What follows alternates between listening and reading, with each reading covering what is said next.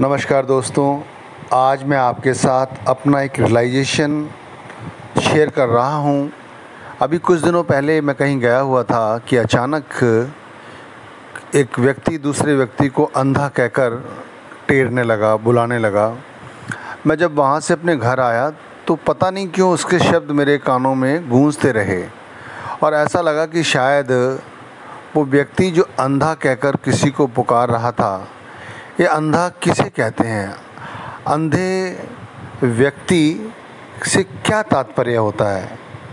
तो मुझे ऐसा महसूस हुआ कि शायद ये सारा संसार ही अंधा है। अगर मैं सारे संसार को अंधा कहकर बुलाऊं तो यकीनन लोग मुझसे नाराज़ हो जाएंगे। लोग कहेंगे आप हमें अंधा क्यों कह रहे हैं, हमारे तो पास आँखें हैं, हम सब कुछ दिखाई दे रहा है, फिर आप हमें अंधा क्यों कह रहे हैं। लेकिन मैं कहता हूँ कि जिस चीज़ को आप देख रहे हैं और जिसे आप देखकर सच समझ रहे हैं, वाकई में वो सच नहीं है, वो एक धोखा है, वो एक माया है। और ये माया जिसे हम सच समझ रहे हैं, यही हमारे अंधा होने के पक्के पक्के सबूत हैं। क्योंकि आँखों से हम संसार देख रहे हैं और संसार को संतों महात्माओं ने माया कहा है और माया का अस्तित्व एक दिन समाप्त हो जाता है। माया यानी सिर्फ माया और कुछ नहीं। ये सारा संसार एक माया ही है।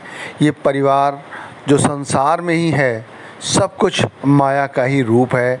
यहाँ तक कि ये शरीर भी हमारा माया का ही रूप है। इसीलिए रियलाइजेशन है मेरा कि मैं अंधा हूँ।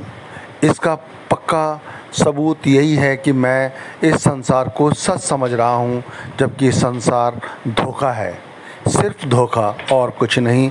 इस संसार में यदि हम कुछ भी इकट्ठा करें, एक दिन हम अपने साथ कुछ नहीं ले जाते, सब यहीं रह जाता है। तो ये धोखा ही हुआ, हमारे अंधा होने का पक्का सबूत ही हुआ। जिस पैसे के लिए हम दिन रात थकते नहीं, बेईमानी, चोरी, डकैती, ठगी जैसी हम कोई भी हरकत इस पैसे को कमाने के लिए कर गुज़रते हैं, वही पैसा एक दिन हमारे साथ नहीं रहता। तो ये अंधा होने का और क्या सबूत चाहिए। आप समझिए, जिस परिवार के लिए हम दिन रात खपते हैं, लड़ते हैं लोगों से, आप लेके चलें एक दिन वही परिवार हमारे को त्याग देता है। हम उस परिवार के साथ बैठे होते हैं और सारे लोग हमारे आसपास होते हैं, पता नहीं मौत कब किधर से आती है, किधर चली जाती है, हमें लेके कुछ पता नहीं लगता। और हम इसी परिवार को, इसी समाज को, संसार को सच समझ रहे हैं, तो अंधा ही हैं हम। और यही अंधा होने के हमारे पक्के सबूत हैं। तो फिर इन आँखों से हम क्या देख सकते हैं, या हम क्या देखें जिससे हम अंधे ना हों। अगर हमें वो परमात्मा दिखाई दे जिसने ये दुनिया बनाई है, जिसने इस दुनिया की रचना की है, जिसने हमें बनाया है, जिसने आपको बनाया है, तो शायद हम इस अंधेपन से मुक्ति पा सकते हैं। फिर हम संसार में सुखी रह सकते हैं। और वो परमात्मा, वो हमें आँखें जब ही देता है जब हम उस मालिक के बारे में सोचते हैं।